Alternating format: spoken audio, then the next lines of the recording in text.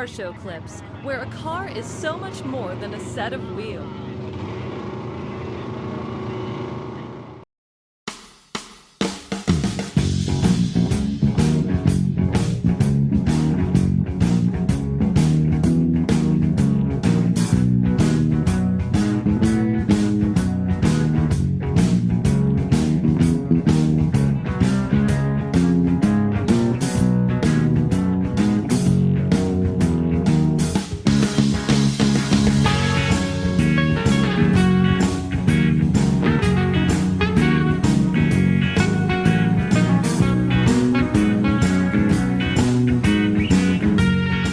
And this is a 1951 Morgan. We call it a flat rad because it's kind of an unusual and an early four-wheeler. It does have quite a bit of history, driven by Dr. Steele.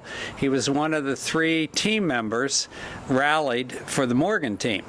And in 51, 52, they were competing for the Royal Auto Club Rally Award, and Doc Steele was promised the four-seater along with Peter Morgan in a two-seat roadster, and then a John Waddell that drove a drop-head coupe, which represented the line. Interestingly enough, usually Steele would come in last in the rally because the four-seater has a smaller gas tank because of the four-seat configuration. So he usually had to gas up maybe a few times more than the rest of them. But they would do rallies from Scotland all the way to Brighton, and so they had quite a history, and won 2 years in a row, 51 and 52. It has an extensive rallying history. If you do a Google search, you will find Dr. Steele's pictures, and this car has the same license plate, JWP 537. So it ran from Brighton. They rolled it once in a fog bank coming out of a corner in Wales, knocked out the navigator, and almost killed Steele, but he decided, well, you know what, I've had 8 years of medical school to be an anesthesiologist, maybe I better hang up this rallying gig. That would make sense, wouldn't it? Yes, it did. Oh, no doubt about it. And I was fortunate to meet Dr. Steele in ~87 before he passed away, and I was privy to having a lot of his original photos from the era. What kind of horsepower do you have under the hood? Well, this is about 90 horsepower. It runs the standard. Well, the standard engine was a standard Vanguard, but now they, in the restoration, Laurie kind of updated the specs to a TR2 specification. So it runs, it's a four-cylinder, it runs dual SU carbs, and it's a real workhorse. The standard Vanguard and the precursor to the TRs were basically run to pump mine water for weeks at a time. So they're brutes, and it does have the +4 model has a little extra horsepower. Color of the car? No, the original color of the car was black, and I wanted a black interior, and it was being restored in Hartlebury, which is a little south of Birmingham, and the customer had the choice of the color. So we had seen a special order Bordeaux red, as it was called, in the Morgan factory, and to avoid black on black, we didn't want to get the moniker the Black Mariah like the original car. We decided to go with the maroon, which is a very kind of vintage color. Well, actually, we found the car in bare metal in Hartlebury on a trip to England. We asked the gentleman, Laurie Weeks, what did he need to know, and he says, well, you tell us what your specs are and we'll finish it up for you, which took about a year. Fortunately, there was a shipper right in the same complex. We managed to crate it up, open-sided crate, with and it was then skid mounted and sent over in a Flying Tiger right into Greater Pittsburgh Airport. So literally I didn't do any of the work on this. This was a full restoration done in England. That's awesome. Was it frame off?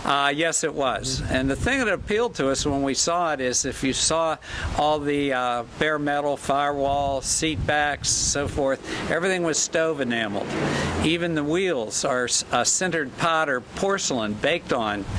So it was a high-quality restoration, pretty true to the original car. Yeah, a lot of people think it has a wood frame. No, it has a steel box frame, but there is a subframe made out of ash. And as far as I know, the understanding was during World War I, there was a shortage of steel. So they started using ash in the subframes of the three-wheelers, which was the only car Morgan made up until about 1936-37. And they found that the ash worked so well, it flexed, and it was almost like a car that breathed. It could move with the car, and they still to this day use the ash subframe in a lot of their models.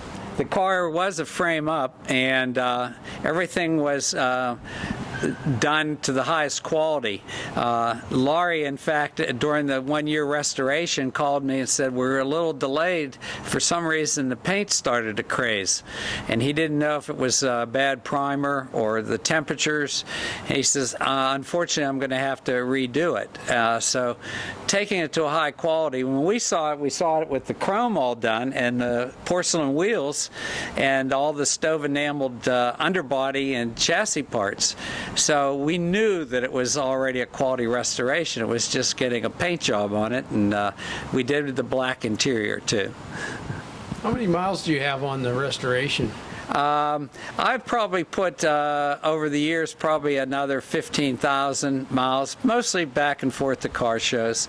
And it's been a really a dependable car. It's fortunately, I had a good mechanic for 30 years, so that has a big bearing on being able to maintain the car. We have shown it extensively in the Pittsburgh area, although this particular car was at Meadowbrook in the mid-90s. It was invited along with our 1951 Jawa Jupiter, and we had both cars there.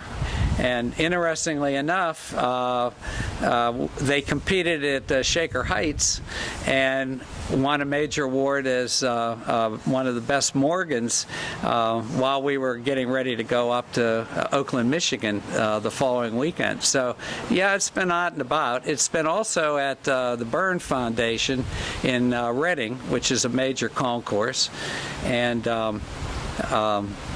again, it was a new experience being in a concourse environment. At that same time, we were showing the Morgan. Our Jawa Jupiter won a major award called the Discovery Primus Award for the most unique car on the field, which was kind of a kind way of saying the oddball award. So rather than counting the nuts and bolts and whether the hex heads were lined up and so forth, a lot of times it was, did it exemplify a theme, and so that's how sometimes you don't compete quite the same way as in the local car show. That's great. Well, listen, we thank you very much for your time. It's great to have you on Car Show Clips, and we appreciate your accommodations here. Well, I appreciate you coming. It's kind of an experience to be able to at least tell people the kind of the history of the car. It is unique in the sense of its provenance.